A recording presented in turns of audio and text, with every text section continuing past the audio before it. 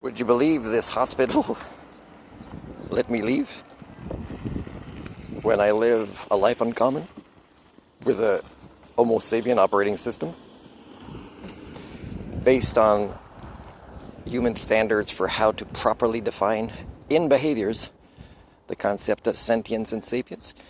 That garbage I picked up before, it looked like it'd been used as an ashtray, and could be a lot of staff park in this area, and maybe they leave it there, so for them it always stays there. But so I kind of washed my hands a bit, and they're running out of when you come in here, they're running out of the alcohol hand sanitizer thing,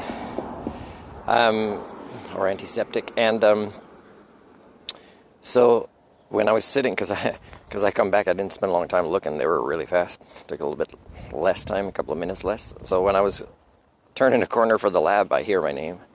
There's already a couple of people sitting, but I guess I was before them. And they couldn't see it. So because I didn't find it, the blood test lady said, no, we can't do it. But then she looked again and said, oh, I found the issue. But then I asked again specifically, did it just show up? Yeah, it just showed up. So because it'd been almost 48 hours, it wasn't there. Now, when I'm waiting after to get a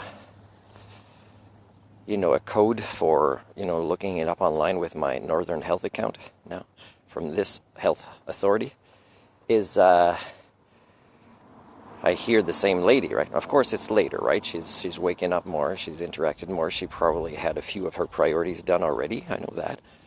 But, there was another guy who's a regular from the area, and when I'm not going to say who the doctor was, but when she asked him who his GP was, he had one, and he answered, and she probably knows him, so he's a familiar, right? He's a familiar of this community, so she had a nicer attitude with him. But she also had a nicer attitude with me because, maybe I'm not crazy. Because, they did do the blood test, and now she's giving me the code, and it shows up, but that was just, the evidence popped up. It's not because they tried to call. They could have just not tried to call and took me into psychiatric ward and not even try to contact this other doctor and say, can you confirm he was there? Can you send the form? Because I have to do it, or I have to drive back to the doctor. She even hesitated about me waiting here as if somehow, oh no, you don't do that. Well, yeah, I would do that. I have to save on fuel. So I would wait here. I can read and do all sorts of stuff, like looking for the paperwork and clean up. But for them, it's like, no, they live So if it is the staff, that smoke these cigarettes, they're not role modeling a healthy lifestyle. And you got to wash your hands properly to get that stuff off your hands. But also, like I was hoping to grab a coffee at the cafeteria. It never opens, the cafeteria here. So I'm asking the lady the blood test. I say, how do you guys get your coffee in the morning? Is it the staff room has like a coffee machine? Nope, not even. They have to get it. And if they forget to get it, I tell you, they're going to come out here and smoke a lot and leave this ashtray that I disposed of in the garbage.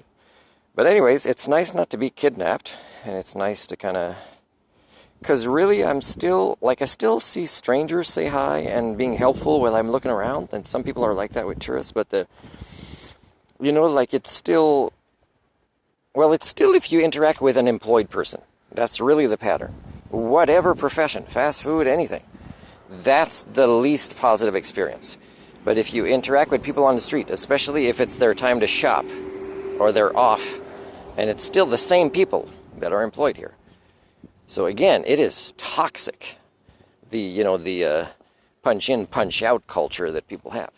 So that's why, if we manage to evolve like in Star Trek: The Next Generation, and we just take on different roles in our lifetime that contribute to not our own wealth, but to functioning, healthy communities, which would be a lot less hours than people do now, and then the rest of the time in leisure, we would have happy, healthy brains.